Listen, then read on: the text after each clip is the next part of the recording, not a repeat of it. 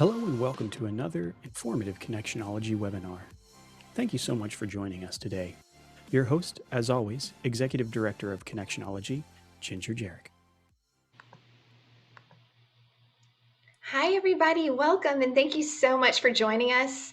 Boy, do we have an incredible webinar planned for you today, and I am so excited that you signed up because you're going to be glad that you did. You're going to learn so much from Miss Beverly, and we're going to have a lot of fun. So if you have questions, make sure that you put them in the Q&A box, although Doug's also going to monitor the chat box as well, and we'll try to ask them throughout the webinar, but just know that we have saved some time at the end of the presentation to ask them as well.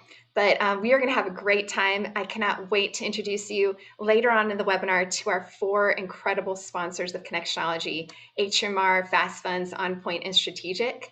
But we're going to go ahead and jump right into it because we have a lot to cover. And I would like to go ahead and introduce our amazing moderator today. His name is Doug Beam, and amazing attorney out of Melbourne, Florida. He's no stranger to the underdog. He's been a trial lawyer since 1985, and he also has a reputation as the lawyer's lawyer. He's been trying and winning the unwinnable. He's got a passion for the courtroom, and he's handled thousands of cases, and he's taken hundreds to trial as well, and scored some of the largest verdicts in Florida's history. He is the past president of the Florida Council of Bar Association Presidents, and he's the very first recipient of the Brevard County Association Professionalism Award, and he also serves on the executive committee of the National Trial Lawyers.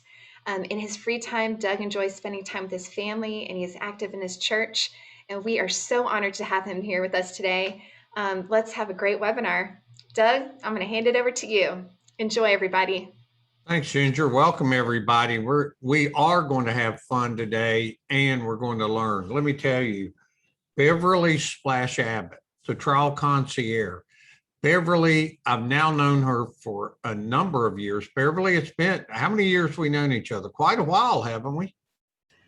It has been a decade at least. Yes. And Beverly initially started out in the nursing field. She moved into hospital administration, but she worked in the trauma ICU, intensive care unit, the emergency room, and then went into hospital administration, where she spent over 20 years looking at those things, particularly trauma ICU and the emergency room. So we're really fortunate to have someone who started out that way. Then in about 1998, she began doing expert witness work. She also began watching attorneys and kind of figuring out how attorneys work. She happens to be married to a trial lawyer, so she had the opportunity to learn about not only providing expert witness testimony, but also what makes trial lawyers tick, what makes them work, how she could, and she observed things like, how can I help lawyers and their staff work better together to get the best results for the clients? And of course, John Romano says, if you ever wonder how you're doing in a case, go back to that touchstone of client, client, client. That's what your case is all about. But Beverly, as she began working with lawyers, she started helping them prepare for trial. And that's mediation, that's prepping the witnesses. She started doing that for trial lawyers. Then she moved into trial consulting, where she would watch the lawyers pick along the way. Now she helps strategize before trial. She's there in the courtroom. She doesn't phone it in. She's there in the courtroom to help you pick a jury. She's also a PowerPoint guru. She's going to tell you about the Presentation Guild during her testimony. But when you see the way she brings things to help lawyers, she's not, sometimes groups do things that are kind of predictable for lawyers. She does the unpredictable. She knows how to do the predictable, but she does the unpredictable. It's like one of my friends in law school. He's a bright guy. He studied for a contracts exam, and his professor had an open door policy. He said he really studied hard. He went in, he made a D. That's like dog, D, on the final exam and the final grade in the course. And he went in open door policy and talked to his professor and said, I knew I knew the rules. I knew contract law, and all you did was emphasize the exceptions.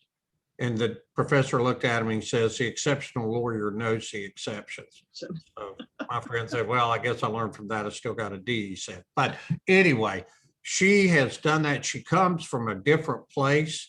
But today I would have my laptop ready, my pen and paper ready. She's going to give you some great resources. So when you get through today, you're going to be able to go use these ideas right away. Also, Beverly's very nice. I mean, she's tough because she worked in the emergency room, hospital administration. She knows how those people think, but she's also a very kind, very nice lady. So you can call her and she'll talk with you and she'll tell you if she'll be able to help you on your cases. So Beverly, I'm thrilled. As you know, I'm the one who invited you to this particular session. Absolutely. Because I was so excited. And I will tell you, I work with Beverly. I've retained her on some cases we're working on right now. But Beverly, take it away. Okay. Well, thank you. I'm going to just start by saying I'm excited to be here. I think we're going to have a lot of fun. That's the least thing that's going to happen today. And we're going to pick up some tips and trips along the way and hopefully get you into, it is a great feeling when you get involved and you work a case, especially if you're not the attorney and you've been brought into the case for any manner. When that 8-figure verdict is read and when that 8-figure settlement is done, it makes you feel like there's really something really special. And I've been very fortunate in that through the vehicle of trial consulting and presentations. So that's what I wanted to share with the audience today. And I'm going to start, Doug, by going ahead and sharing my screen and let this thing get underway. All right. I will tell you that one of the most important things that you can understand is that, all presentations is really a quest to be able to present well. You have to be received well and you have to be credible and believable. And in the days, we're going to talk about how presentations have evolved and we're coming around to storytelling, and that's all wonderful. But if you're not doing something and presenting the story in a manner that the jury or the adjuster perceives you as credible and can follow, even work ahead where they try to figure out what the end result is themselves, then you're doing a disservice with that.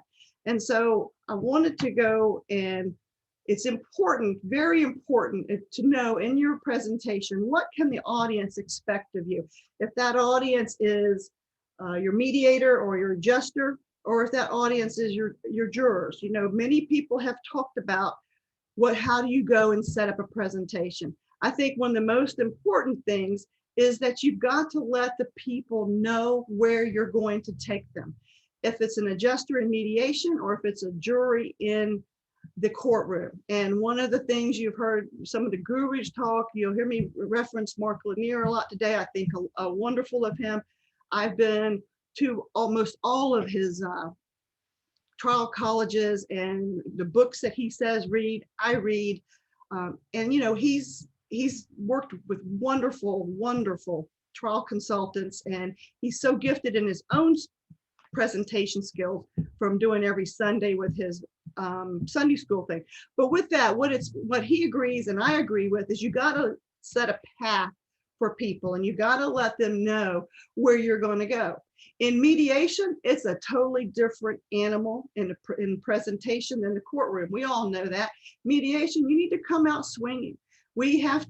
Attorneys have to believe in their hearts that the defense attorney has not quite adequately stated what the value of the case is or relayed to the adjuster. So a lot of times adjusters are coming in here not really knowing, because they haven't been schooled up by the defense attorney to know what the case really is, what the issues are. And you got to come out swinging because you want to do some shock value with them as well. However, in the trial, it's the same thing. In your opening, your directs, your cross, and your closings, I like to help my attorneys tell the jury where you're going to go how you're going to get there, and then in closing, how you got there. And that same thing happens for your direct. You want to get up with the expert and you want to say, Dr. So-and-so, we're going to take you here. We're going to discuss this, and we're going to discuss this. And then finally, we're going to discuss this.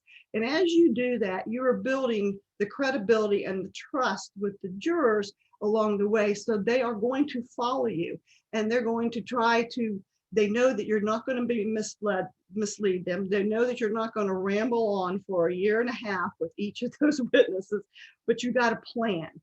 And that gives the credibility. Today, our plan is going to go, and you can state your plan through pathways. A great thing in opening is to do the roadway with street signs of where you're going to go. Today, I'm choosing to do your focus lights. And so our elements today, we're going to learn about the elements and strategies of a great presentation. We talked about a little bit of it, but some of it is just taking what's already out there and expanding on it and making it you. We're not reinventing the wheel because people know what works in presentations. Secondly, as I'm going to give you some basic elements and resources. There's, anybody can make a slide. Our kids come out of high school now and in college. That's one of the ways that they're supposed to hand in their assignments and their papers. Everybody's taught PowerPoint. Well, when I came out, and it was just say sometime in the 70s. We didn't know what it was. I got into PowerPoint by being in hospital administration, and I had years of home health. They wanted me to, the hospital charged me with getting them into the continuum of care so that when they release patients, they could get there and claim the business. So we created home health companies for a big hospital chain here. I did. And I had to have a way to go into the boardroom and present in my young 20s to the board of directors about where they needed to be, what the locale of their patients were, what they needed to do to be able to recap and recoup some of that lost income once the patient walked out the front door via home health. So I learned PowerPoint by myself real quick, never had it in college. The third thing we're going to look at is probably going to be one of your favorites, slide mistakes and makeovers. You say slide mistakes. Well, I'm going to tell you, I did my first presentation for mediation, brain injury, PowerPoint in Jacksonville, probably one of two people to really do this 22 years ago. And it's not so much that they were mistakes, they would be catastrophic mistakes now, but it's how we did PowerPoint and how we utilized PowerPoint back then. And now as we've evolved in what the whole presentation gamut is supposed to run, you'll see that to me, they were barbaric. And then actual 8-figure presentation. This is why you're all here. I was very, very fortunate to have worked with a couple attorneys on some very large cases, and I've had their permission to show what I can to you today. And so those are at the end, and they're not just partial slides. I am going to show you the full presentation, so you'll be very excited about that. And then I have a secret tip at the end. So it's going to bring it all together. Brain injury, I'll tell you up front, is my forte. Neuro, ICU, ER was that. And the law firms that I work with tend to hire me more for the brain injury cases than anything else because I have a love for that and I have knowledge base there. So let's go. Let's start this go. What are the elements and strategies we need to look at and follow in giving and preparing our presentations? Well, first of all, rely on the proven tactics. We'll go into it. Rule of 3. It's something that a lot of people should know, attorneys know. It is how people perceive. It's how people learn. There's lots of books read on this, lots of seminars for attorneys on this. Mark Lanier always drives that home in his trial college. Don't switch your focus. These people, your jurors, or even your mediation people, from your mediator right on up to your adjuster, we do not make the switch. We're very capable human beings, but if we we lose time. And you need to know that when you take people and you don't go down a fluid course of your presentation and you haphazardly take people back and forth, And I'm not going to say spontaneity is not wonderful. Some of the most brilliant lawyers I've worked with are so spontaneous. They see an open door, they go through it. But if you're telling a story and you want someone to follow through with you, you got to be careful about making them the switch. And we'll talk more about that. Lose the words. My favorite part of the presentation. Lose those words. I get hired to do what you want me to do. But when you start telling me to type statutes and sentences on the slide, I'm going to fight you. But lose the words. How do you lose the words? You tell your story with your pictures. You tell your stories with your sounds. Some of you are missing the boat in mediations of what you can get away with just sounds and no pictures at all. And then sequence and timelines. They're a necessary evil. So, and they are time consuming. They are difficult. Some of the timelines that you'll see have taken me more than 10 to 15 hours to build that slide. So we're going to talk about that because they can be just wonderful without very much wording coming from the attorney's lips. And then the delivery of the message.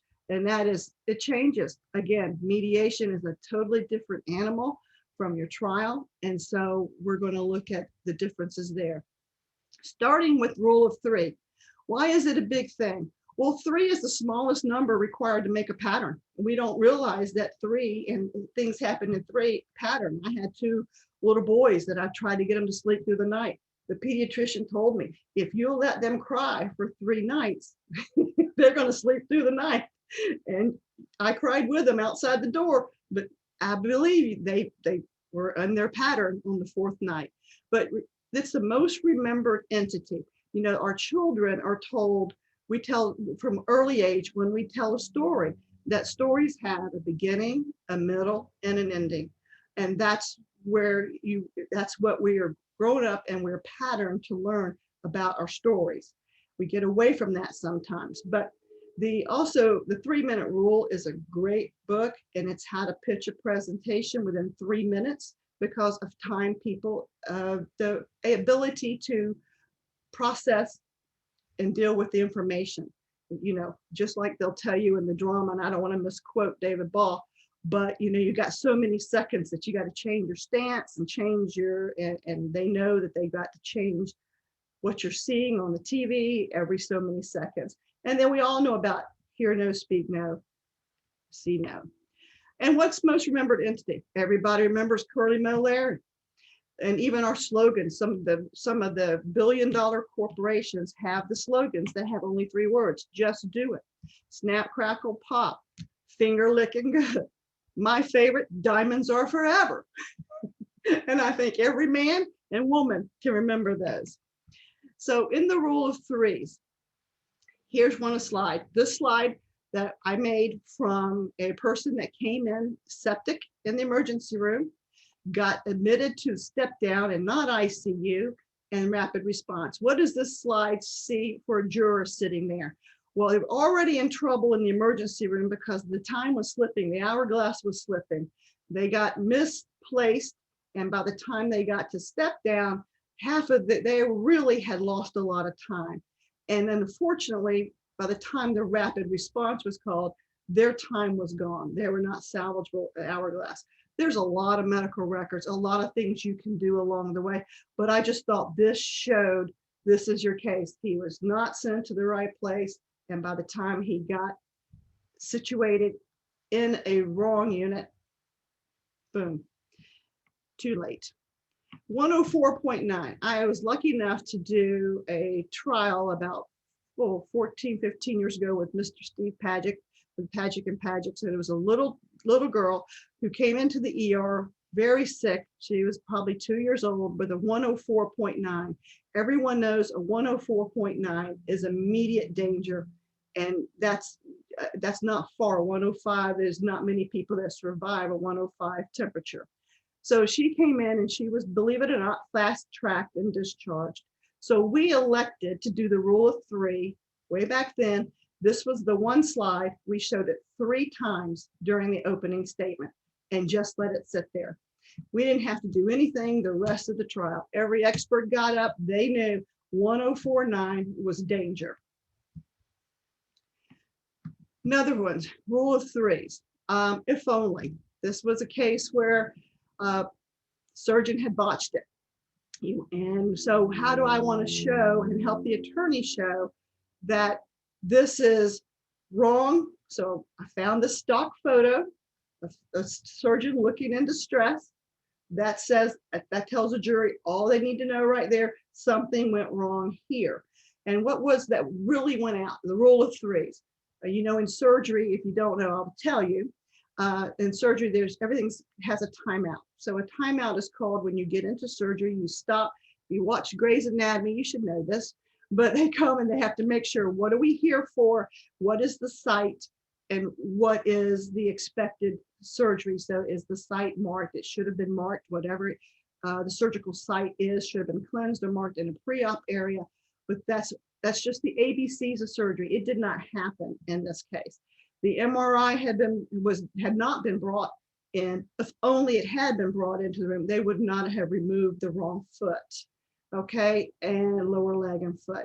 And anesthesia, they were so busy going through their thing, they have a responsibility to know if this right place on the patient, the right area is being operated on. So if only, and that was just an impactful whole lot of medical records I didn't have to put up and put in these people's face to show that this was done wrong. Okay, the next thing we talk about is don't switch the focus. You can, this is a great book. Mark gave it to me and I read it, and I also bought it for the audiobook. Persuasion. And the premise of that is we can only consciously think of one thing at a time. It says that we can multitask and be thinking of a few tracks at the same time, but we must switch between tracks, and the jurors must switch between tracks. And when they switch, they lose half a second, 0.5 seconds. So that's, you say, well, that's not very much. That's very critical if that's when you're making your pivotal point to them and they are losing and checking out at 0.5 seconds. And we all do it every day. You know, you're watching TV, something pops in your head, you think about it for a minute, and you cannot remember what you lost on the TV. So it all happens that way. And so it's important for jurors, and especially jurors, it's important in mediation, but not as critical as it is in the courtroom, to really don't switch the focus. Here is one of the things that I see, and I made this slide, I just made it for today. It's not from a prior case, but I see we get so excited when we take a great depo and we get so much good stuff in the depo. So we want to pull the depo transcript out and we want to talk about, and we get our expert up on the stand and we're saying, okay, so according to your depo, you said that you didn't see this mass in the chest and you didn't see the x-ray, and you're doing that. And then you're saying, well, in your depo, and you still want to use that depo. So now you leave alone finding out that there was a misdiagnosis, just to say, your depo also said, did you not, that you've never seen a policy and procedure and that you didn't know where they were, or you hadn't read it or whatever, and then go back to the depo and then in the same line of questioning, ask this person about his training, his education, his CV, because you had that depo. You have to figure out a way to say, we are going to, for the sake of the jury, talk about all of your misdiagnoses, talk about all of the treatments you did or did not render. Then we're going to tie that to depo quotes. And then we're going to take in the depo quotes and talk about all the policies and procedures that the people that employed you did not make you privy to, you were not aware of, or that you just totally outright violated. Then we're going to go back and put your deposition and then talk about where you went to school, where you didn't go to school, the board certifications that you have obtained, the board certifications that you failed to obtain. So what I'm telling you is this would have been 3 slides. And I probably would have had more, if it was all the x-ray, then maybe would have had 1 or 2 word prompting the attorney for what was missed or what was, overlooked, and all the way down. So again, you got to keep it in sequence. You go back and forth just because you're focused that you got so much in the deposition. You're having the jury where they can't see where your focus is. Is the focus really that he misdiagnosed? Is the focus really that he didn't know what the admission policies and procedures were, so he admitted it to the wrong unit? All those things come into play. Lose the words. If you build the picture, they will come with the story. And this is what all great trial attorneys know. If you've got to let the jury bring them along with you, and if they're really attentive, they're going to try to guess and be thinking ahead and be all involved of what your picture is trying to tell them and what the story really, really means. Let's look at that.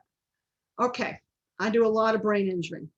This slide right here, it's a necessary evil.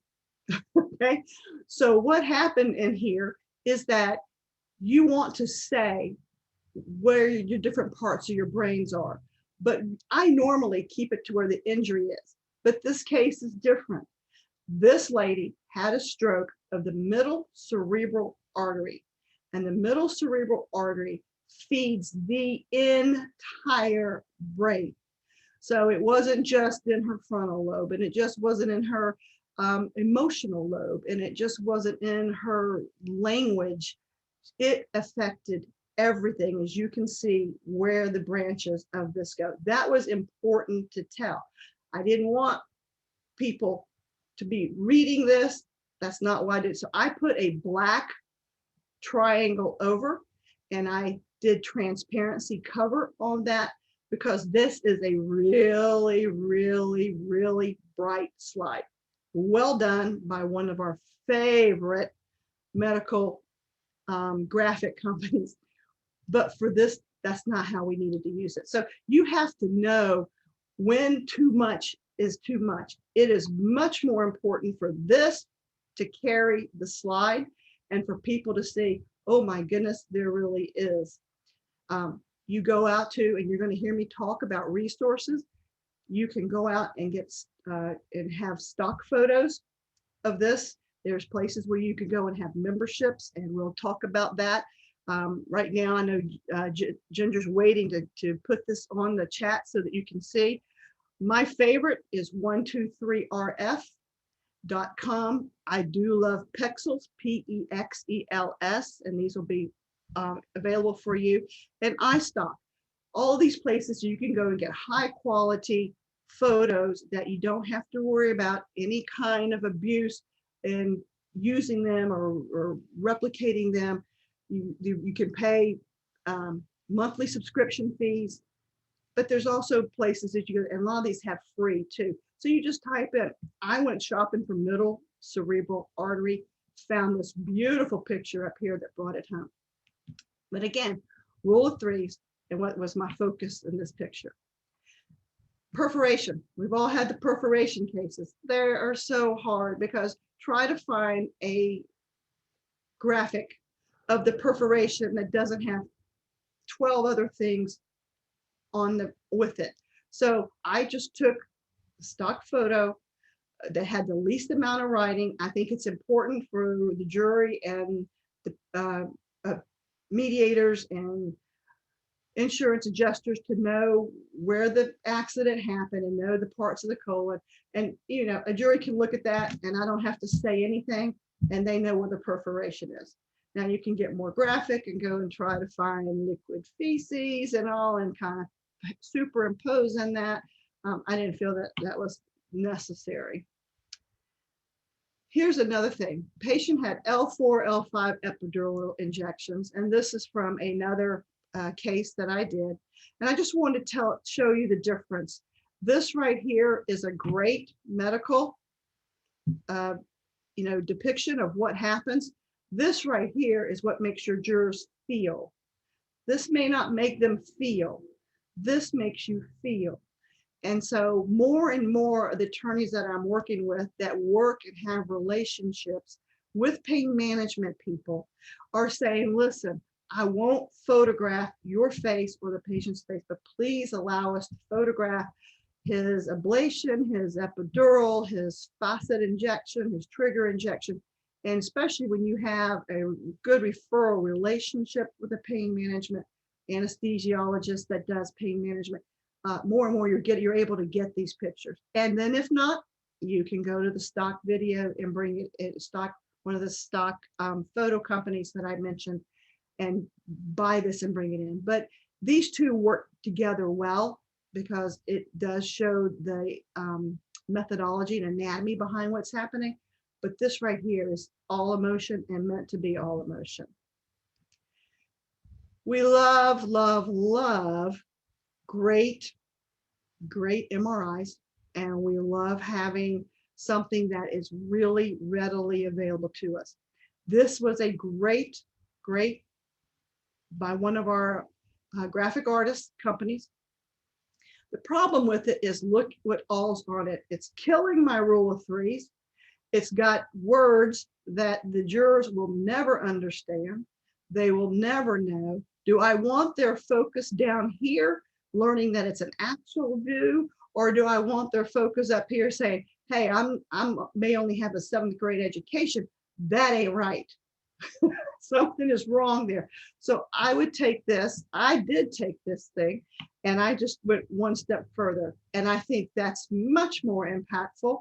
It was important that it was day 1 versus day 5. It had grown. You can see it's not right, and you don't need really anybody telling you that a whole lot about it, because when the neuroradiologists come into the courtroom and they start throwing all the big words, which they're paid to do, I have seen this in opening. I know it's not right, and it's got my attention, and I buy into it. And I know it took 4 days for this man's brain to swell outside the skull that was there to contain it. Pictures. One of my favorite, I got to tell you that I got to set this up for you.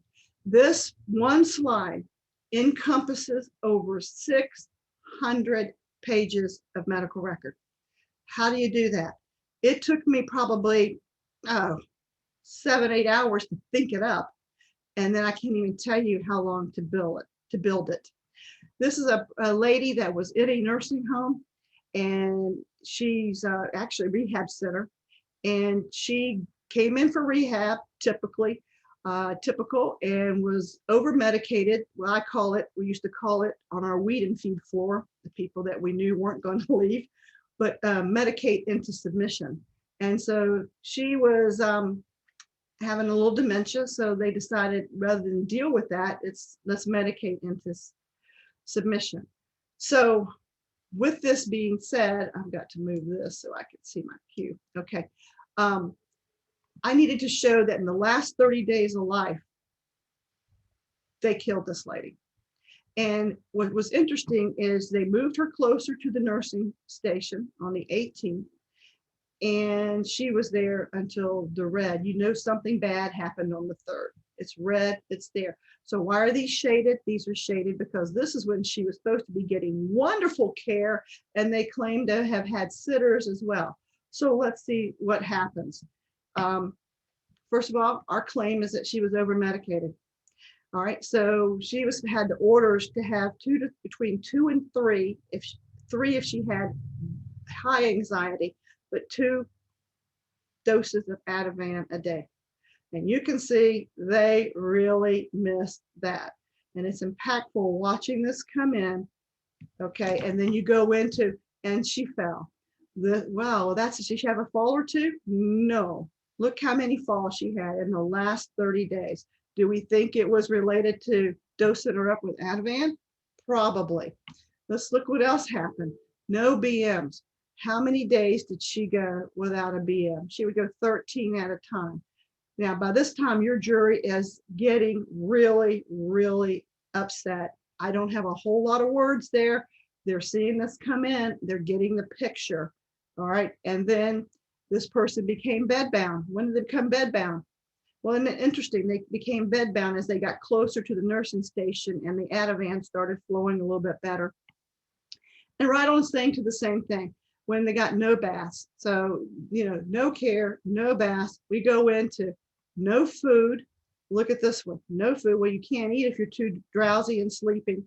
and then you go in and not water. So that was a big thing. And I think it's a great slide. And so you need to think about that if you have a lot of medical records, how to pull it together. And you didn't see one word on that except in the legend. All right. And here I like to in the TBI cases to educate the jurors and a lot of my fellow attorneys. When you have a TBI, it can only go one or two places. It can either go cognitive or it can go emotional behavioral. And very few, it can be both, but it's really usually falls one or between. So we have to look and say, not everybody that comes in our office that has a TBI can't speak properly or, has processing things. We have people that have a TBI that they're just personality, and they're described by before and after people's. If I see her in the grocery store, I go the other way because she's just not the same person she used to be. She starts crying and she talks forever and depressed, and it's just a totally different thing. So one thing's TBI is my baby. I love to do that, but I want you to look at the background here. You couldn't do this in the courtroom, but it's just MRIs in the background.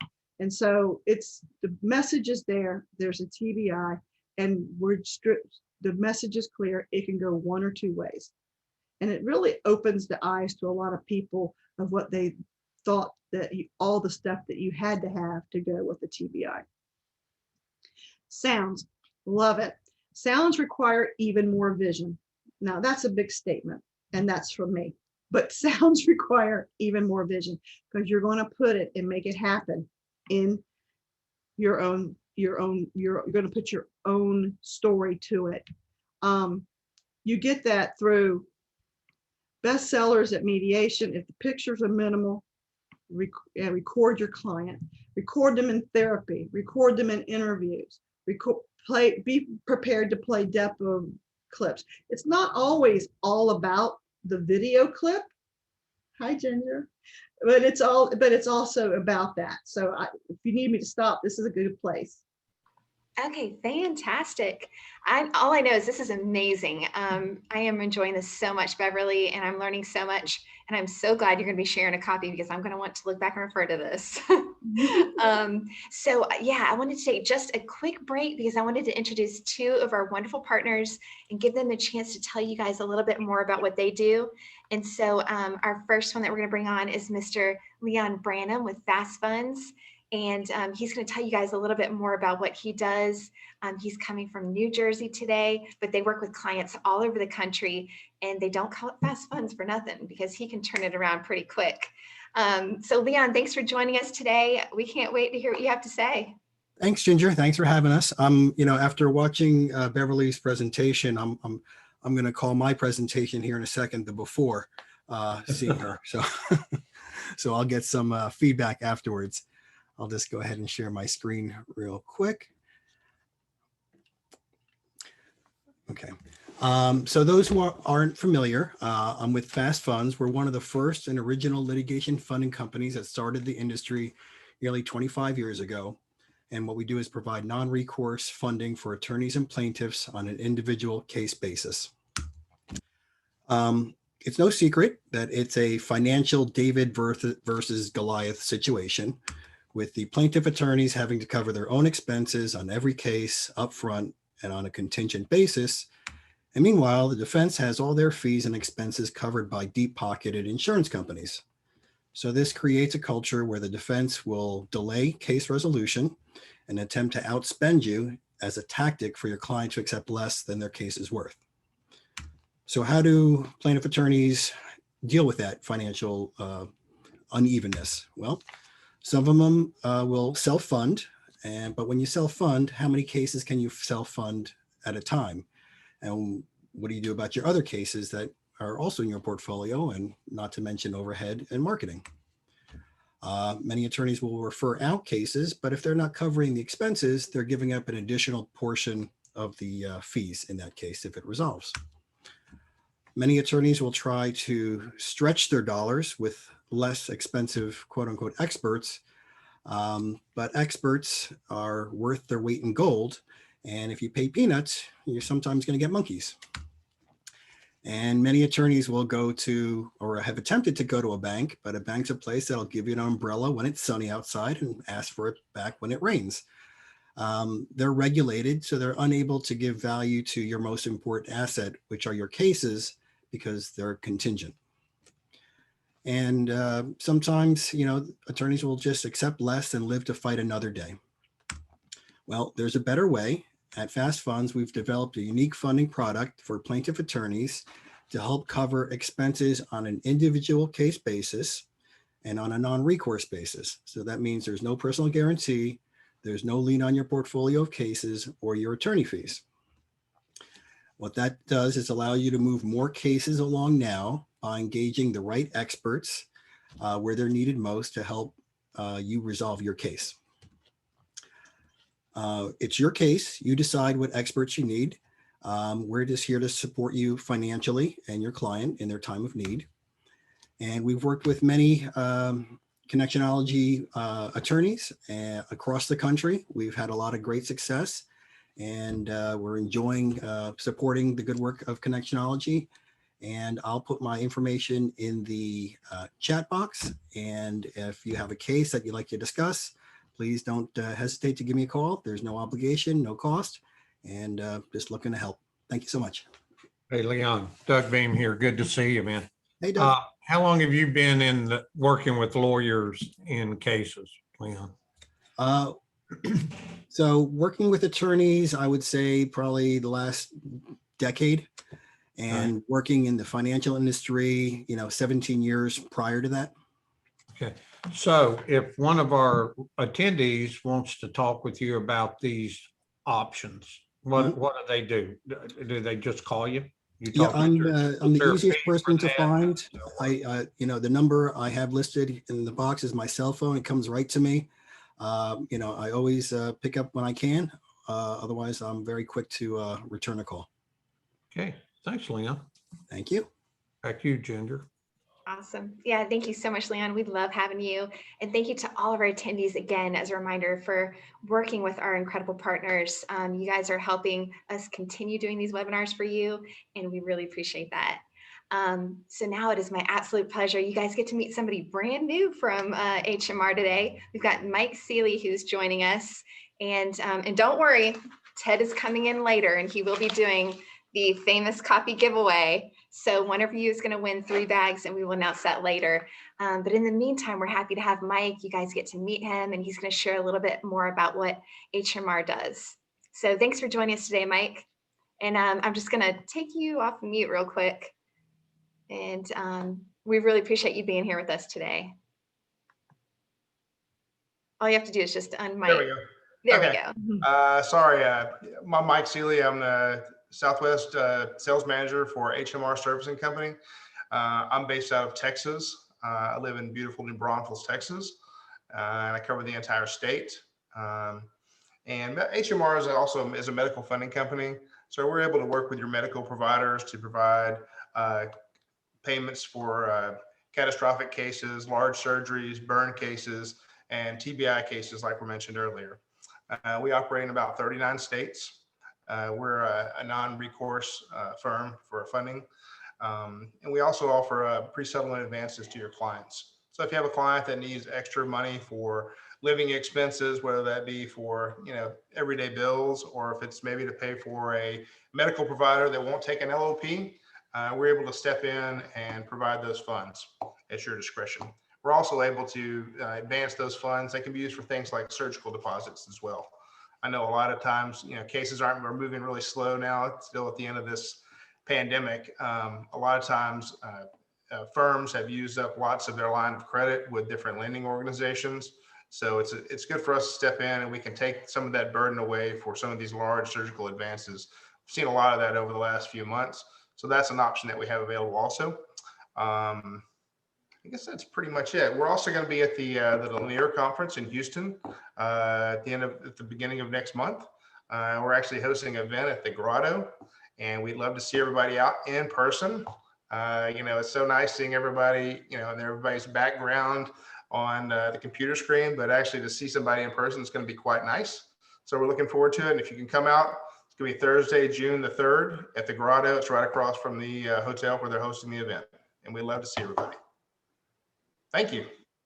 We had a great time with you guys in Miami, and that event that you guys had at the SLS was so much fun. Yeah, they didn't let all the A team go to Miami, so I'm going to be able to be in Houston. So looking forward to replicating that experience as well for everybody that didn't make it to Miami.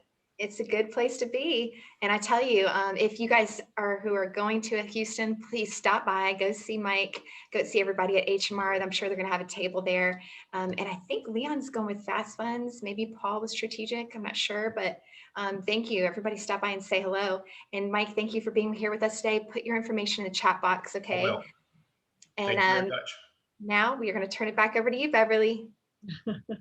Thanks, everybody. Right. Nice to meet you. Okay, go back to screen share here.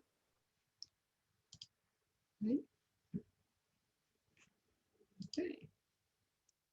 So we were talking about sounds, another way of lose the words, and best way to do is let you experience it.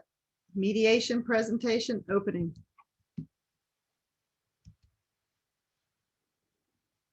Okay. Stop share. Hang on 1 minute.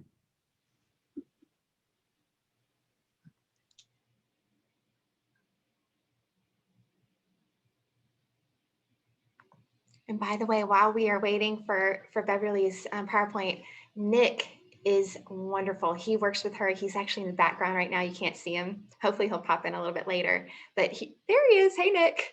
He does a great job of helping assist Beverly, and also Catfish Abbott, who is Beverly's wonderful husband. He did a great webinar for us last week.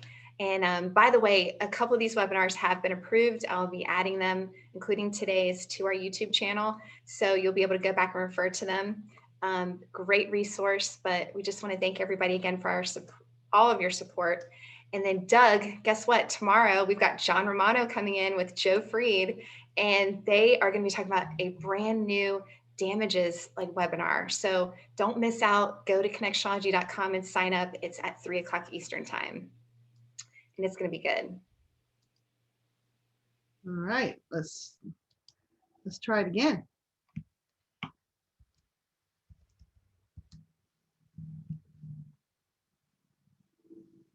I was saying, oh no, don't do it, don't do it, don't do it.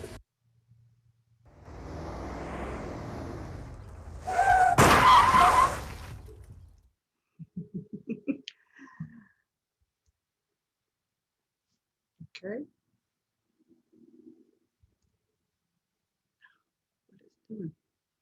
I was saying, oh no, don't do it, don't do it, don't do it. Hear it again. All righty, that's the technical here. Let's see if I can get it advanced to the next station, and we'll stop share real quick. What's important about that is that's how we opened a crash big case, and we it really made the defense mad. Joe Fraxatus is a mediator, but it really made the defense attorney really mad, and it made the adjuster. We had fun with it, but I'm just wanted to show you that is because that was our main witness, and our main witness was 2 cars back saying this guy is going to turn left and he shouldn't do that because he didn't have the right of way. He's going to do it. He's going to do it. And so that he said that in his deposition about 22 times. Now let's see if I can advance to the next one. I have one more sound clip for you. This is going to be a great attorney you're going to recognize. Am I sharing the screen? Okay. Where's the rest of your file? I don't keep the files. Really? You review the file and you throw it away. Yes, they have to be already stored. We're just going to share the screen, Beverly. Okay. Yep. It's just my fault.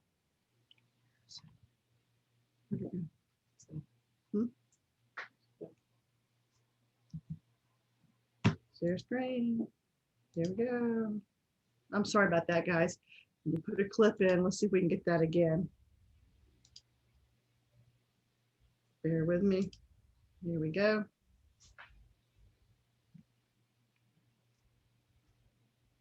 Where's the rest of your file? I don't keep the files. Really? Really? You review the file and you throw it away.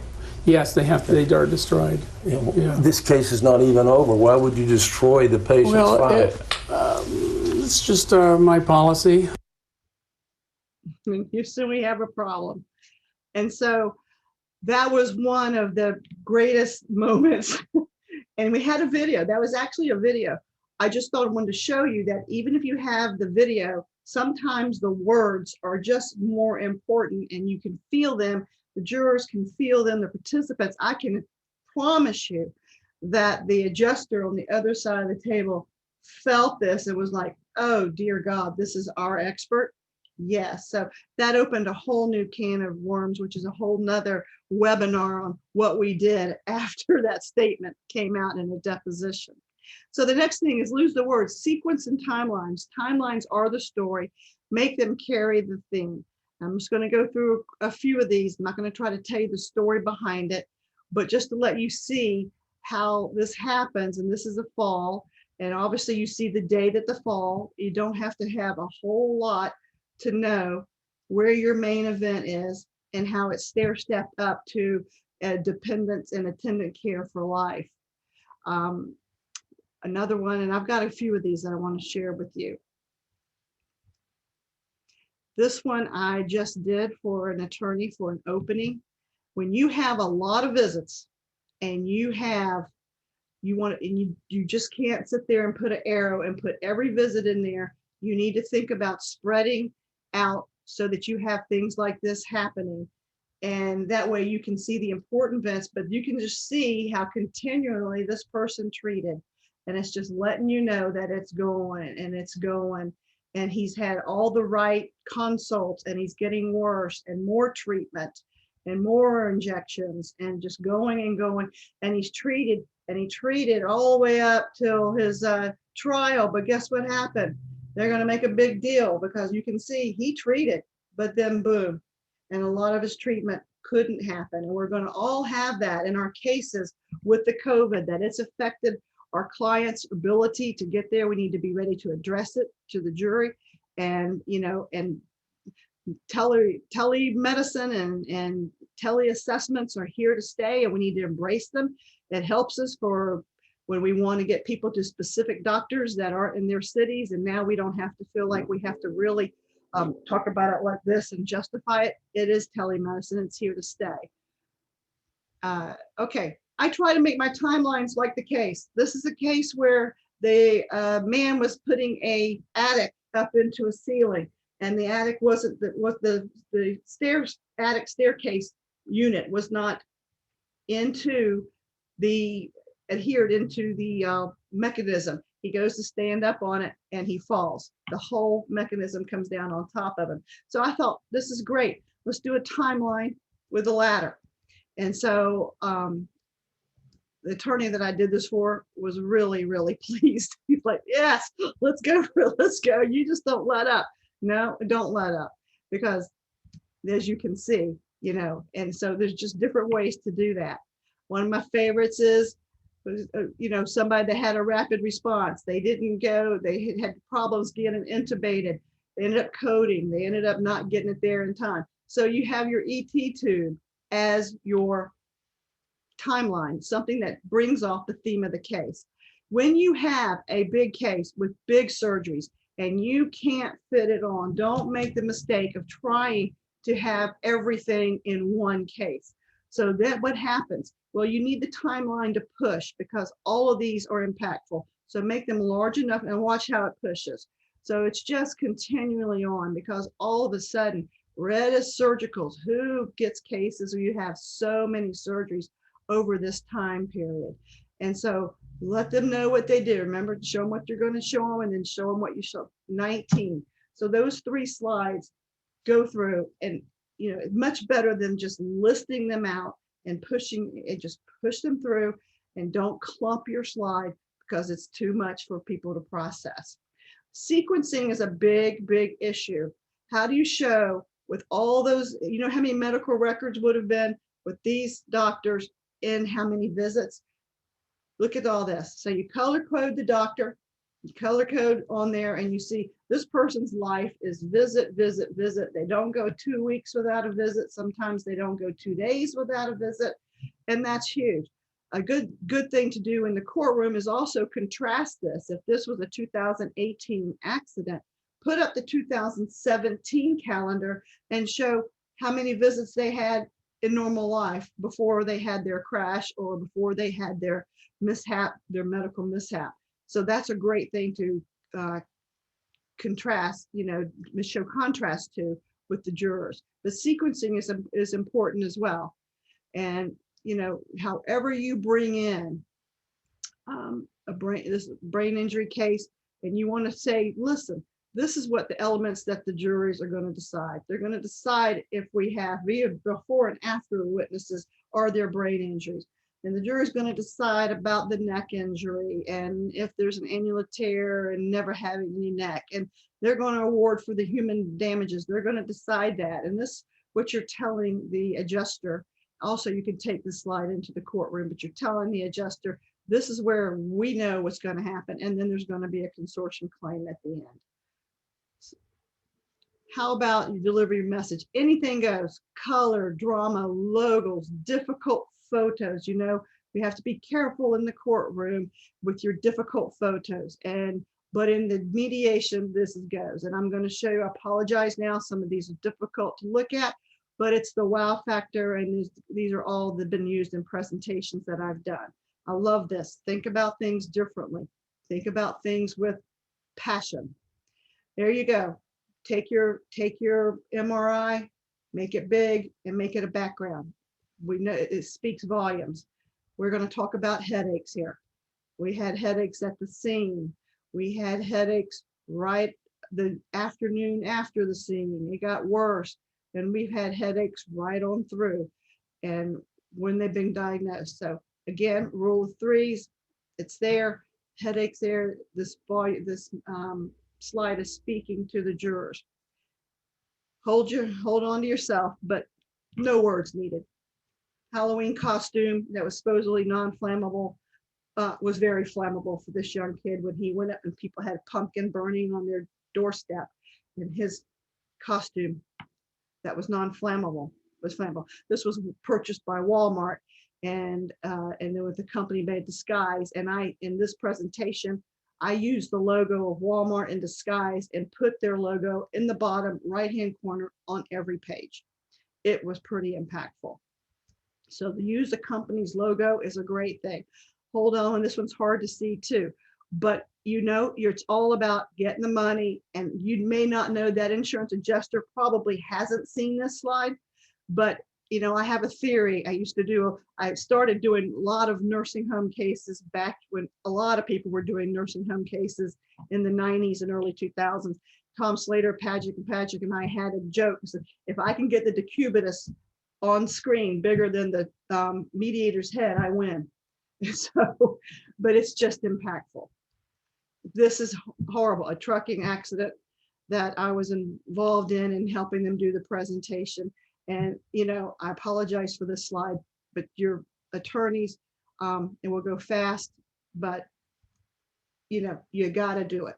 And if you have it, you got to do it. You may or may not know or when. Be punished if you did it to a jury. That's something you have to think about and strategize and talk with the judge beforehand. But in mediation, you want them to leave with, I don't want a jury to see this. If you deliver that message with your mediation presentation, then you've done your job.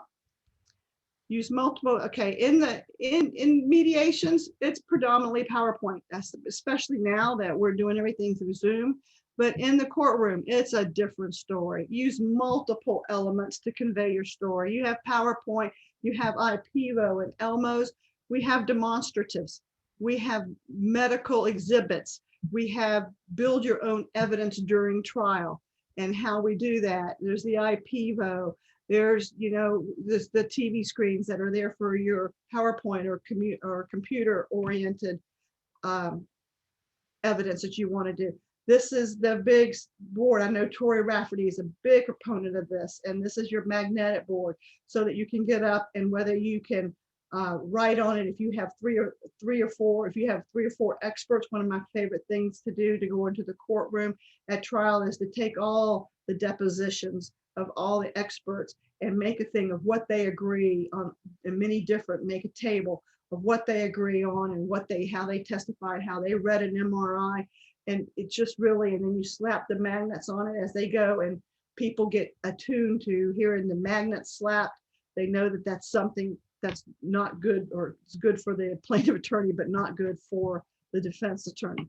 So one of the things about building your own demonstrative, one of the things, and I think if you guys got to see Catfish talk last week, one of the things that we talk about is when we get a scene photo, we take it off the crash report, we get a scene photo of where people are, we take it, we put a see-through covering over it, and what am I, it's not coming to at the moment, but you put all the different layers on there, and you put a sticker, and it has the initials of everybody that you're deposing, because we deposed everybody at the scene, and we had them draw to what they thought, where they thought all the people ended up, or what they saw.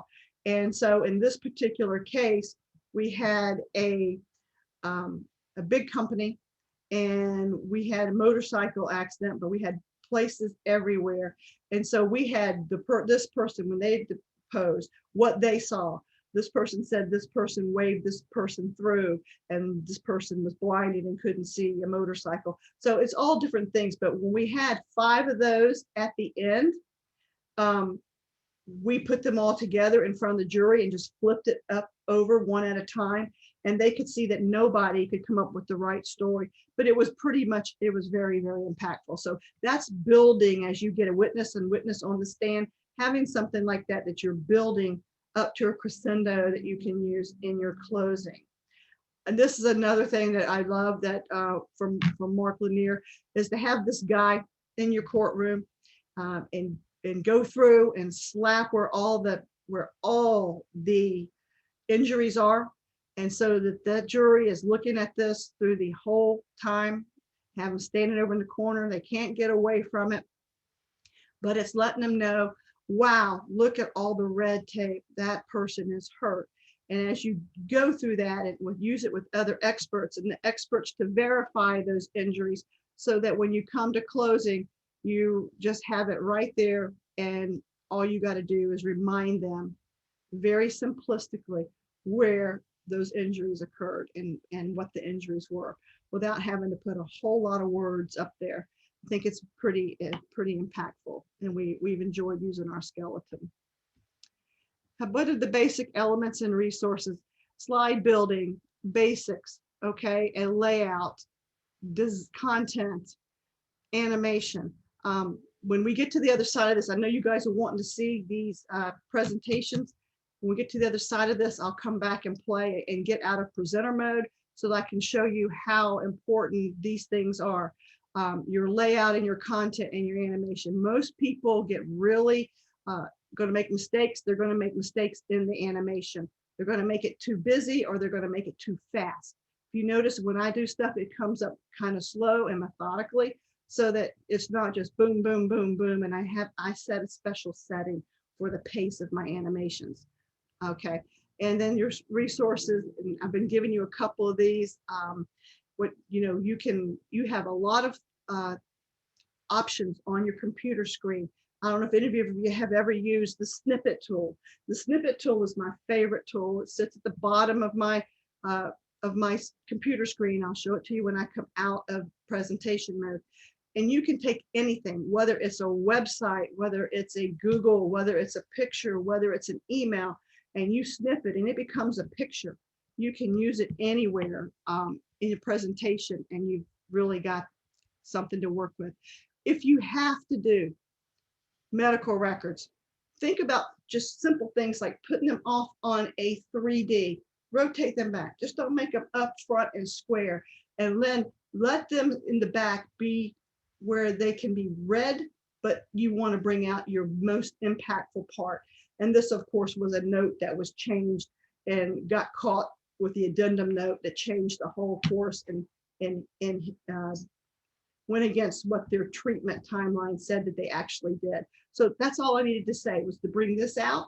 But just see how putting this back and putting it off where it's not square and putting it on a 3D layout makes all the difference in the world. Easier on the eyes. Okay, let's go. I got two that I want to show you, and I'll set it up for you. This is what trial consultant's desk looks like on a Saturday night. All right, and this is what Saturday night when I'm building. I've got all the staples here. I took this from a snippet.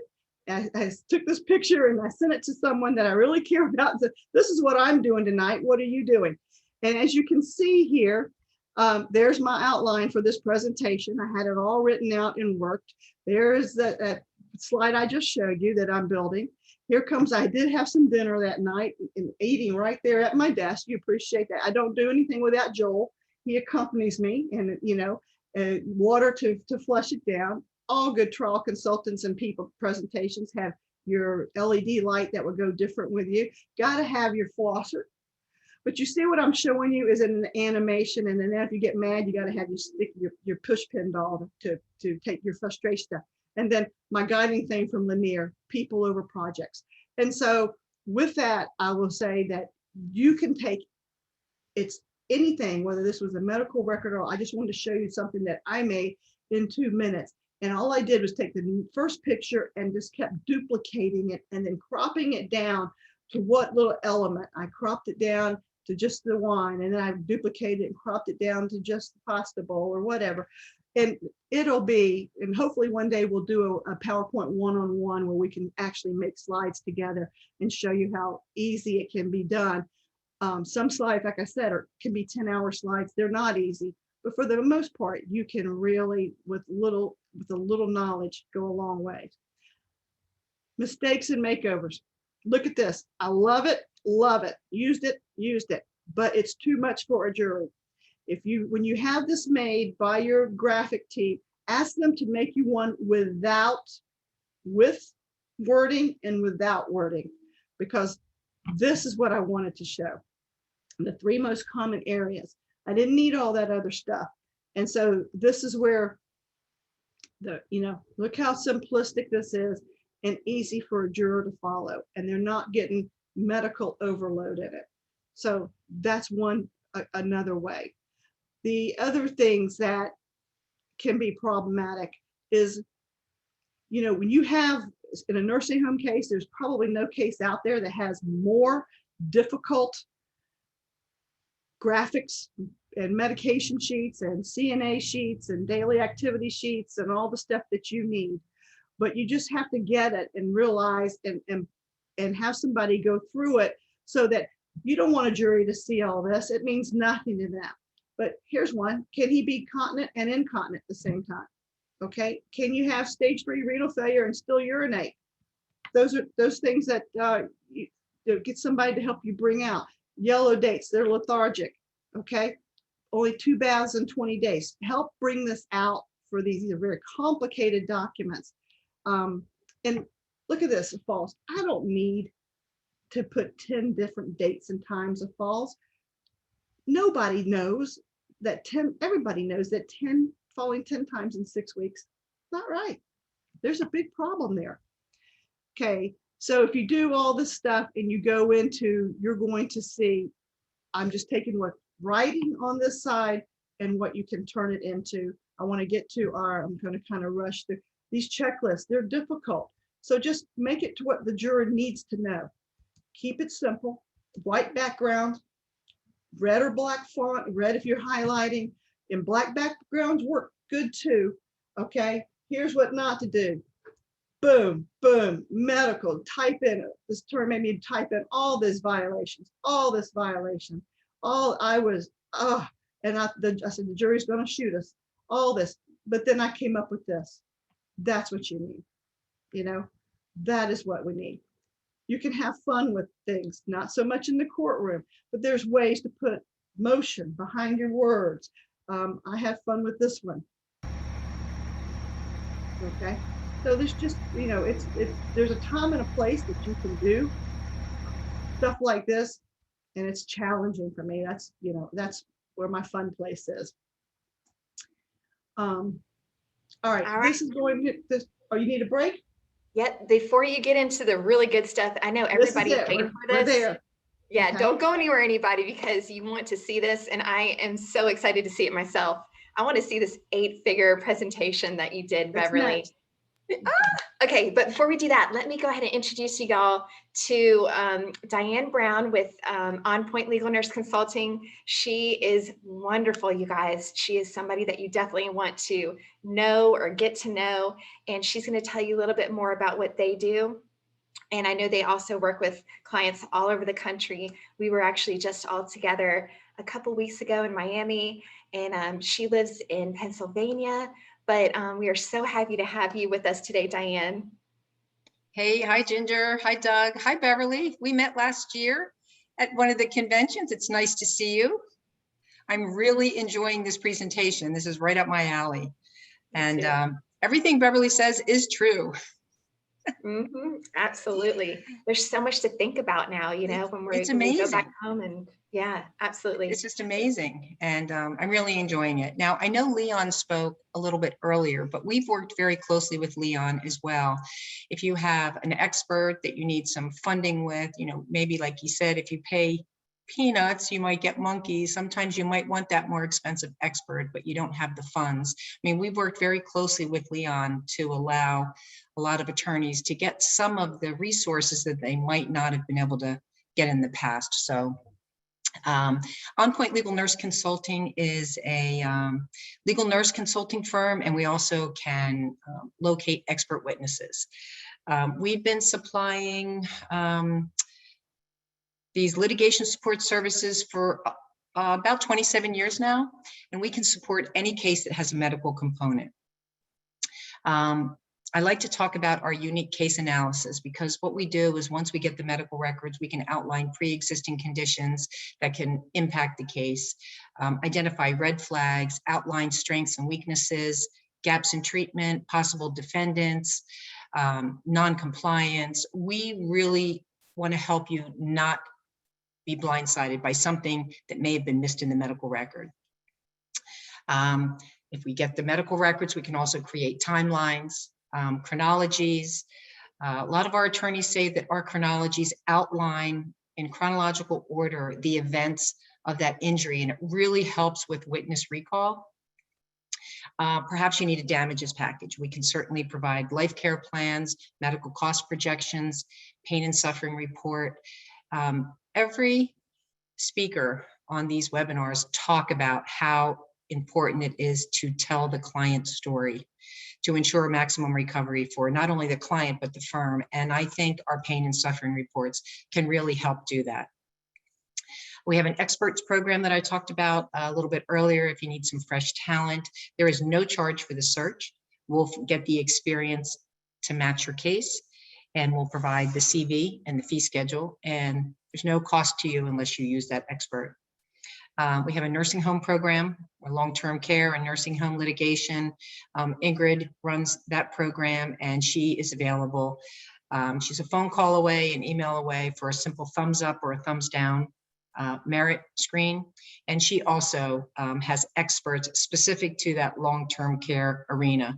So for no risk consultation, give us a call. We can discuss case details, or you can go online and go on our website where it says contact us, and you can actually give us the case details, and we'll get back to you. One of our program coordinators will get back to you and answer any questions that you might have. So that's it, Ginger. Fantastic. Thank you so much for being with us today, Diane. Don't forget to put your information in the chat box for everybody, okay? I absolutely will. Thank you so much. You're welcome. Enjoy the rest of the seminar. We'll see you again soon, okay? All righty. And now it's my absolute pleasure for you guys to meet Connor with Strategic. They do some really interesting work over there as well. And he's about to tell you all of the details. Connor, thank you so much for joining us.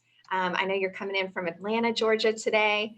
And thank you so much for sharing what you're about to say. Absolutely. Thank you, Ginger. It's great to see everybody. So we are an open source research firm, and we operate outside of the discovery period.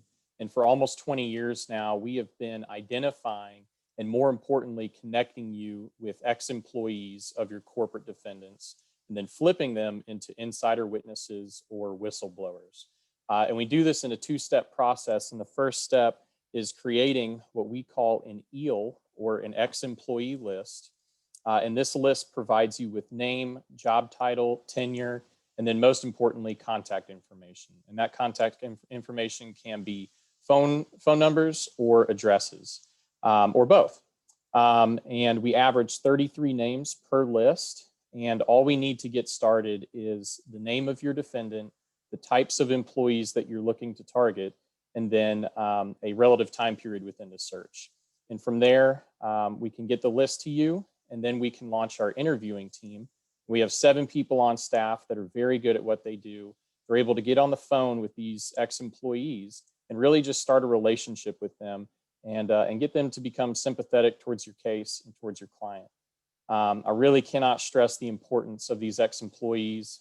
These are individuals that they've seen the day-to-day operations, they've seen that negligence firsthand, and they're willing to talk about it, whether they're disgruntled or not. The information that they have just about the standard operating procedures and the day-to-day is really, really powerful and extremely detrimental to your defendants.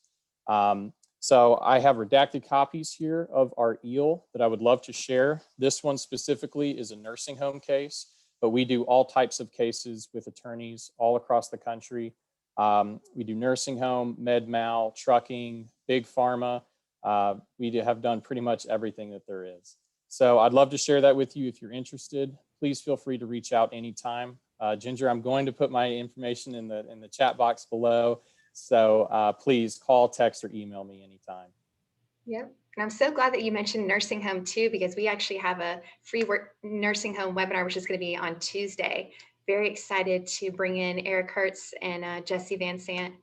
So I guess we'll see you there as well. But I also wanted to stress the importance that what you guys are doing is so unique with these ex-employees that I've literally heard from attorneys that I know how you've changed the case and turned it around. They've turned into $1 million cases because you found these people that nobody else could find on their own. So very, very good job. We appreciate all of your help. Absolutely. Thank you so much, Ginger. All right. Now the moment we have all been waiting for. I'm so excited, Beverly. I cannot wait. I know I've built this up, but it's going to be really amazing. And we can't wait to see what you have to share with this 8-figure presentation. So let's get it going. I have actually 2. Okay, let's get, here we go. Okay.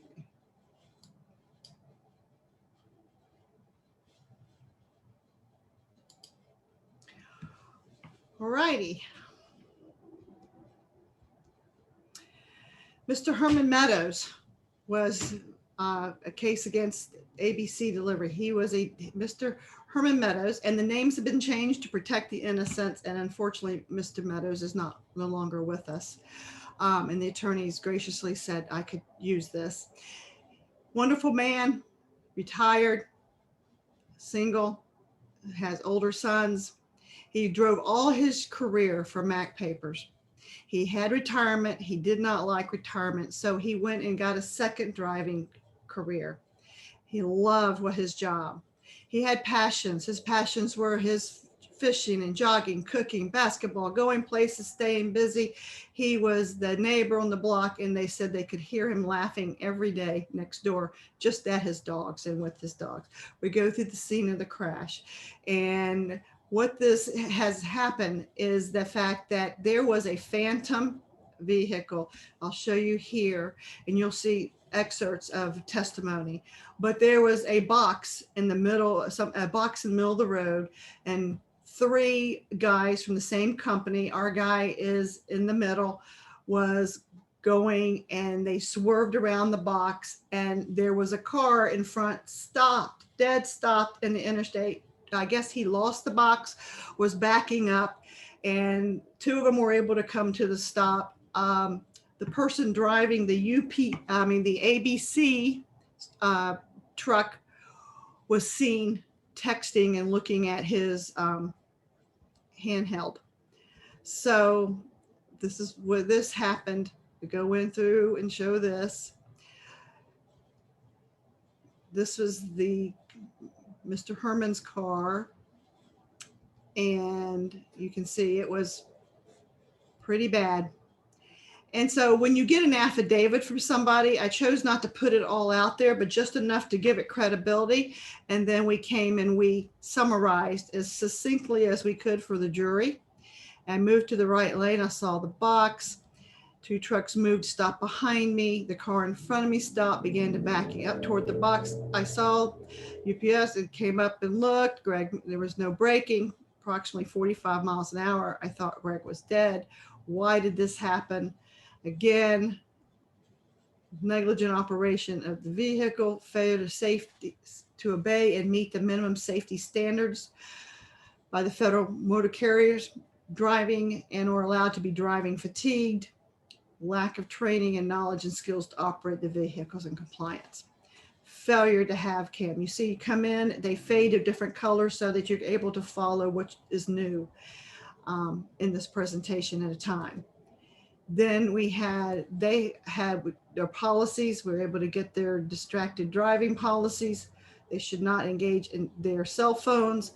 They should, they consider hands-free as a distraction, and they're to be moved out of the ways as soon as they can.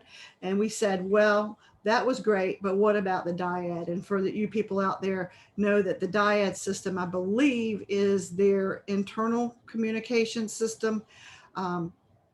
And that became the problem for Mr. ABC driver. What was big in this case is that they were able to get ABC driving company was not aware that the plaintiff's firm was able to get their secret good driving habit training module that was no longer in effect, but that was in effect on this accident. So thank goodness for a whistleblower type situation. And this was the whole surprise at the mediation. The case, as you'll see from the injuries, warrants the 8 figures plus, but this also was really helped because I took this and I used a very basic out of their book, made it as basic as I could, made it as simplistic as I could. And they're supposed to keep their eyes moving and keep their eyes rolling. They're supposed to have cushion of all sides of the vehicle, which this person did not.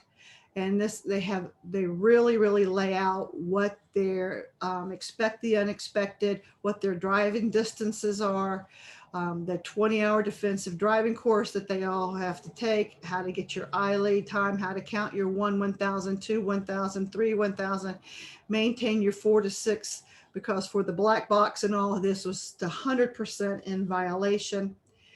He more than had enough time to stop and not hit poor Mr. Henry. So we just kept giving them their own manuals and hitting them over the head with it and following the guidelines, using their black box with them. Here comes the bad thing. I mean, he was a quadriplegic at the site, and he had a really rough time, but he smiled with his eyes. His chronology of care, again, trying to make it as simplistic because there was a lot. So we just went and did the overview of where he was and at the time of mediation and what he had come to be. They did not know what he was going to do. This was an interesting way of trying to show the procedure. I was stuck with all these dates. They were all impactful. The attorney wanted them all in there. So I was trying to figure out a way how to bring them, keep them as succinct as I could, but make them pleasant to the view. And I think we kind of accomplished that by keeping through the theme, even though it's a white background, keeping through our theme and going through and getting the major events documented. Again, great thing. You can't underestimate what the value of what your medivisual people bring to you, and whoever you use, it's just phenomenal. But this is too much. This would be too much this was great for mediation. This would have been too much. I would have asked them to give it to me with 1 or 2 of these gone or the words absent for the courtroom, but it did show that he had his broken neck at C5-6 and what he had to go through. It was heavy, but it was there. Lasting effects, him today, and I think this was a big thing. The defense had gone and seen him when he was at the Shepherd Center, and the defense attorney and one of the adjusters had gone, and he was smiling and talked to them, not hostile, not angry. He made them cry, as I'm told that they left there crying. But here he is today, depressed, the diapers, the speech difficulties. Look at the timing, come in, toiletry, feeding, putting on glasses. This was big. One of the things that I did as we came into mediation and we were there ready to go, and I went to my attorney and I saw the whole defense team come in, and it was a team. And I saw the whole defense team come in, and every one of them had glasses on. And I went to my attorney and I said, listen, you need to bring this out, because here is a man that he can't even put on his glasses unless somebody gives it to. It doesn't matter what he can do. Doesn't matter if the TV's on. Doesn't matter if the book's in front of him. He's dependent on someone to put his glasses on from him every day of his life just to see. And all these defense people have glasses. And sure enough, he, asked them to take their glasses off. And they took them off and put them back on. It was one of the impactful moments that you have to be ready. You have to know what where your presentation is going, and say, hey, this is going to be good. Dr. Licklaw, of course, was involved, and future needs were huge. Here's the fight. The fight is always with whether you can get by with a CNA or non-trained versus a trained versus the LPN or the RN, because of course that's where the money is, but that's also where the lifestyle is for your client, because these people have such medical needs and they have such emergencies that they can be 12 hours away from a kinked catheter and a septic, overblown bladder, just any little thing that happens that they're not able to cough up phlegm in their chest, and it's there for 2 days, and all of a sudden it's huge. So that was our fight, and we thought, how can I show this to him? Of course, your autoimmune dysreflexia is something that happens, and it's a autoimmune where your body attacks itself thinking that it's in the sepsis state, and it is, but it gets present. It's in everybody that has a T6 or above injury. And he had already had several bouts where he brought on an infection at a super heightened speed. And so we were able to show that all the stuff that he had from infection is as easy as a catheter getting kinked, that how it requires early detection and intervention. So in other words, we were taking it right out of the hands of a non-licensed, non-trained entity, and said it requires an RN or LPN to be there for diagnosis within one shift of this man. And it also requires an RN or LPN to administrate the meds that are necessary for this condition and in the early hours of this condition, and made a big taboo about it. And that was what sent them over to buy in to the higher level of care. And this was our plan. The plan was illness to health. Plan was disability to any ability. And the plan was hopelessness to hope. And that's what we did. Of course, we had Dr. Pettengill in there, and we put his report up. I like to always give them what they need, give them the picture, give them the cover page of their report, and then bring up what you need as the highlight. What has he lost? Past medicals, future needs, and the future freedom to confinement. And it was a very emotional presentation. There were tears on both sides of the table. His sister was the one in charge, and his son was there. So very big, and they did well by him. And unfortunately, he didn't make it a year after the mediation. Let me set up the next one. The next one is, believe it or not, a wrongful terminations in the Me Too movement, sexual discrimination, wrongful termination. This is, let me go back. I'm sorry. One of the big things is that we put in the focus group results. And you know, this is a big thing. And we showed them, look, this is what's going to happen. We did the focus groups. We did them morning and we did them afternoon. We asked for more money in the afternoon. These are the verdict forms that we got. And it was really impactful. And then I took all those that you just saw and put it in a table. Here's one thing that it is. So it did a table. Tables in PowerPoint can be difficult. All right. And you're going to see, we brought this in, and it's just, you got covers over that I'm dropping one cover at a time. And it's several overlays. So there's about 9 layers to this slide. And we showed them what the total was and what we knew the case was valued at. Not just one focus group, 6. And changing up different impacts and floating in different things. And the mornings didn't ask for near enough money. The afternoons and evenings asked for a ton of money. And so, you know, that's one of the things. And that we showed them what the range was and what the average verdict in our focus groups were. And we brought them the next one is sexual discrimination, wrongful termination. Daisy Duck worked for one of Wonderland Bridal Designs, and Daffy Duck, she worked for them. She sued them, and she sued Daffy Duck, who was her mentor. Multi-billion fashion house, bridal fashion house, and she'd been there for a long time. Let's look at her day. This was a fashion house, so I went and got a background. I found lace. I pulled it and stretched it and made it my background. These are things that you just have to kind of do. You get the feeling of this right away. And Daffy Duck was the president. And, you know, when they had stores in New York, they had stores in Paris, they had stores in Milan, they had stores in Rome, they had stores in Moscow, and they had stores in London. And on this particular case, this is all you can see that Daffy was a really big, worked for the really big designing of these wedding gowns, high end. They also had a line of veils and slippers. And who was she? She was the vice president of retail sales.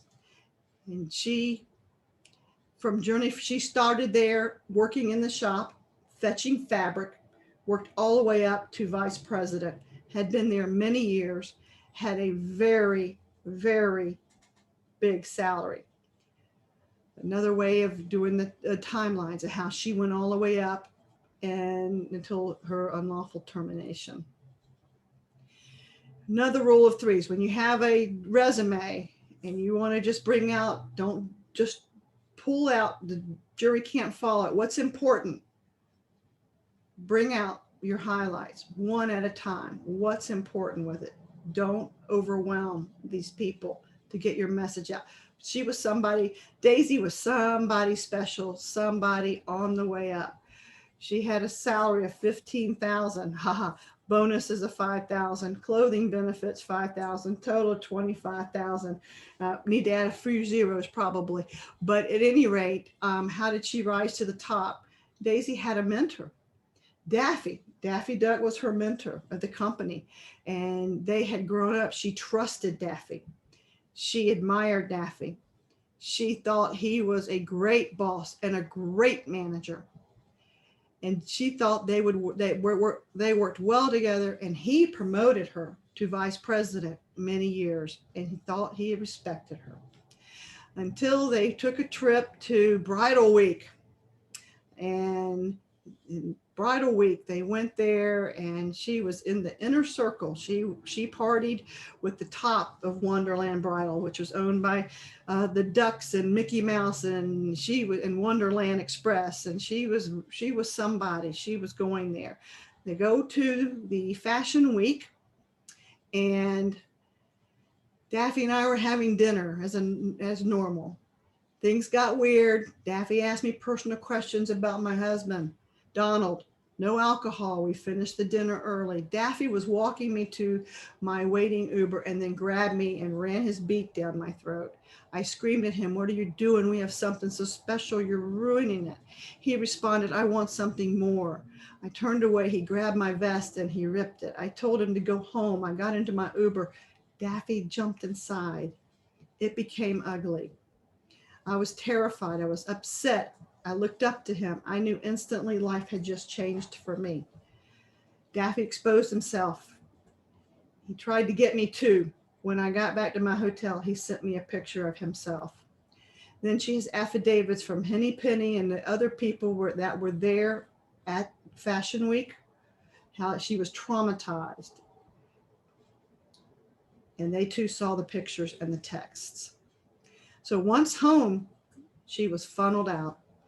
She rejected Daffy. She confronted Daffy. He came in. What did he do? Wanted to make sure she was safe. So he gave her a peck one day, caught her in the hallway and gave her a peck.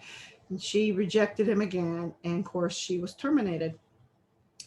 And the reason for termination is your feathers are showing, wear and tear, and we need younger leaders. Because they couldn't get her on all the places that she had created millions and millions of dollars of business for this bridal company. The effects on Daisy. So we had to show that the duck counselor, that, she went to personal counseling, depression, anxiety, and all these ways of trying to show this and keep it into the theme and keep it as upper class as I possibly could. She was no longer able to really, it affected her relationship at home with Donald. It affected her relationship with her kid ducks. And she lost the career that she had put over 20 years in.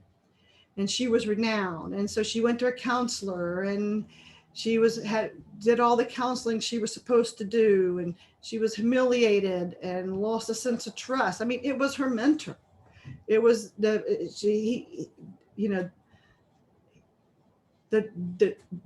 Daffy Duck held a place that even her husband couldn't hold. And it was really, really crushed her ability to trust and everything else. Plus, you don't leave the wedding industry and not get blackballed from ever working in there again. So what happened?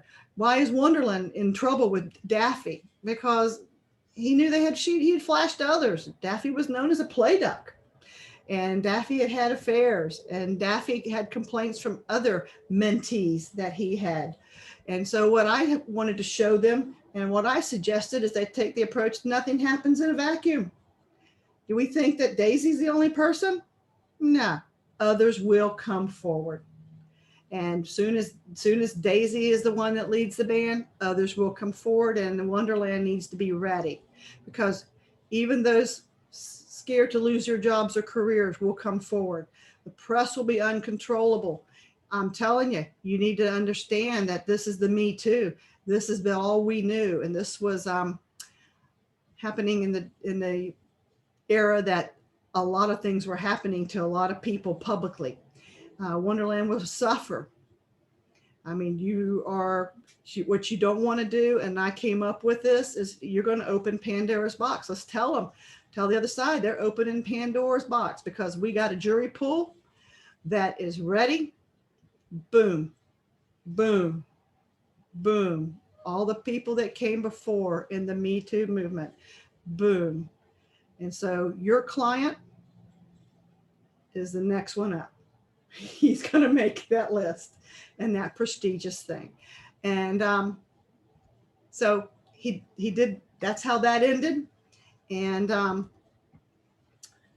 that's the second of those presentations. And I know we're probably close to out of time, and I promised you a little tip, but Doug, do I have time to talk about loss of consciousness, or save it for another day? Let's do this. We're going to go to 4:45. You have 6 minutes. We do have some comments from some people. So would you rather go or would you rather answer the questions? I tell you what, I'd rather answer the questions, but I can be there, and hopefully you guys, if you're not coming to Mark Lanier's next week, if you are, I'm booth 19, and I am the sponsor of his 2 PowerPoint lunches.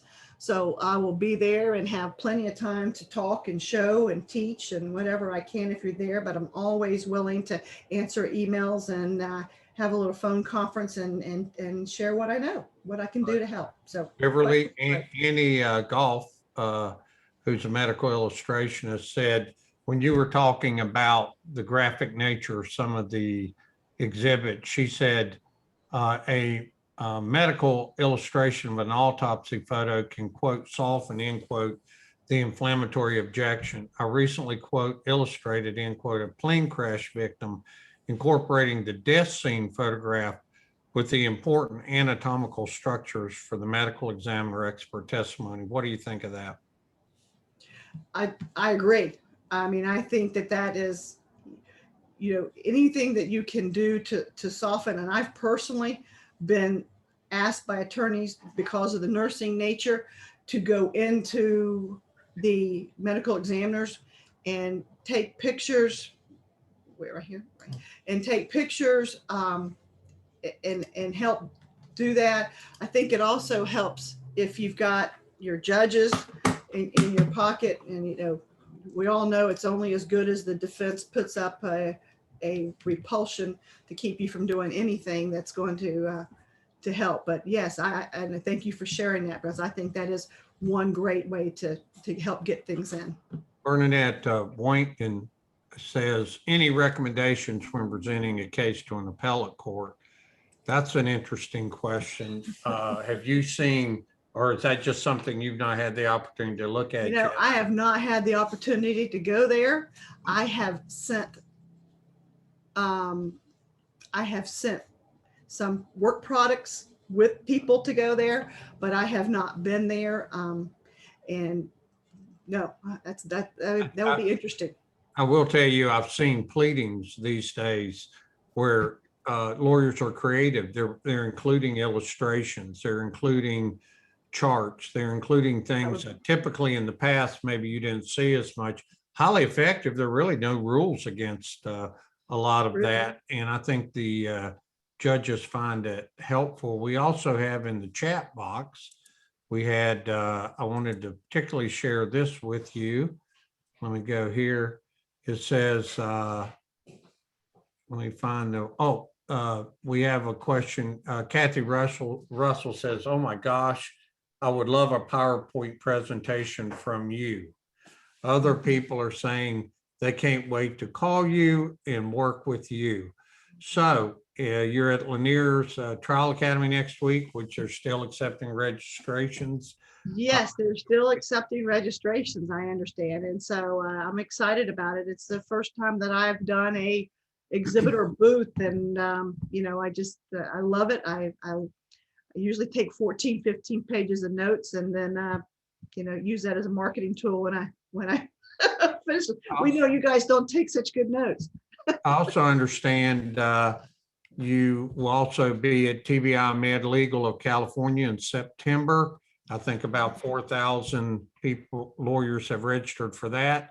They may be opening it up to more people. Erica Chavez does that. So you'll be there.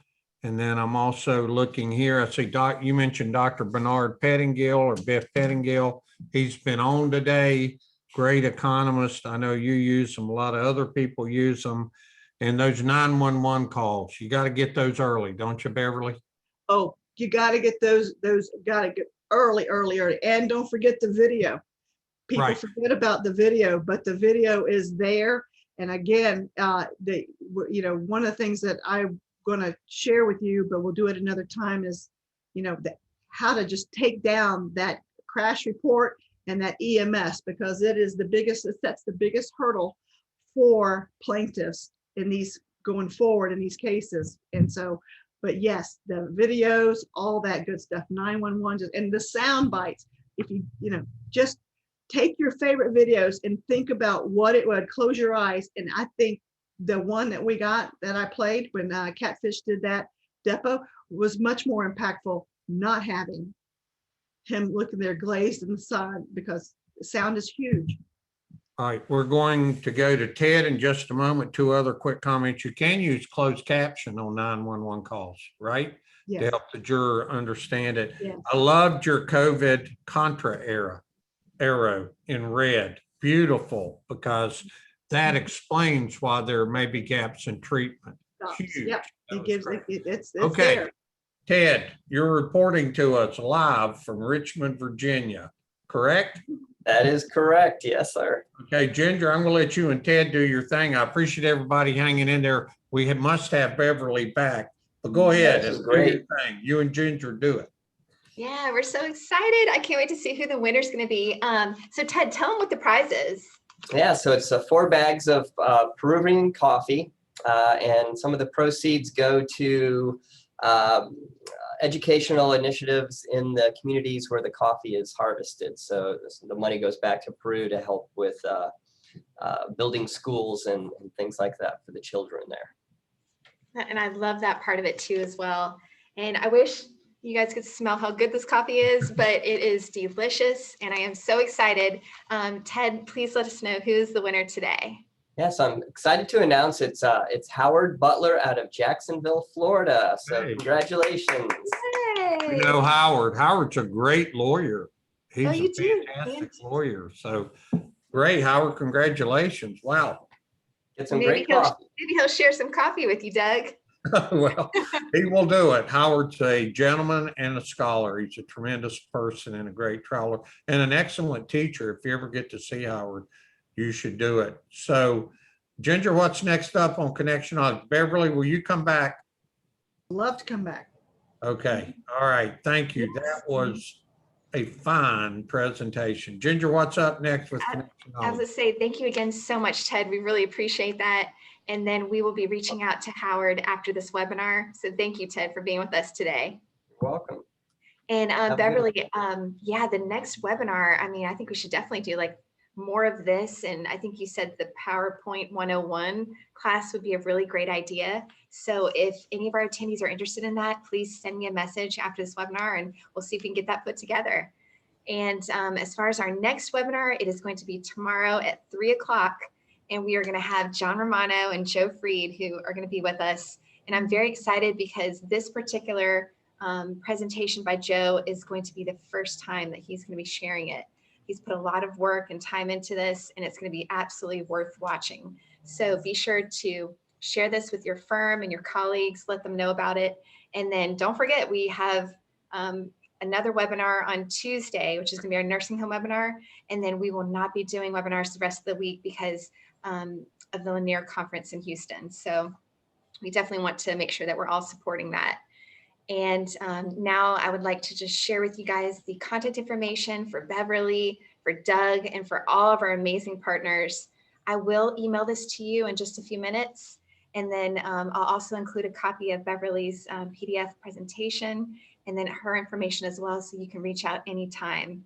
But Beverly, I cannot thank you enough for today. Thank you. This was really, really wonderful. Ginger, I must give 2 other shout outs. One, John Roberts, very powerful presentation. Puts the power in PowerPoint, Beverly. Also, you have a shout out. I must do this. I try to get to everybody I can. Douglas Smiley said he had some questions, but he says, by the way, Beverly rocks. I recently worked with her and received a tremendous verdict for my client. So you must come back. And Ginger, you want to wrap it for us? Yeah, just want to say thank you so much for everybody for watching, and thank you for supporting us day in, day out. I think this is now what, our 102nd webinar we've done. Yes.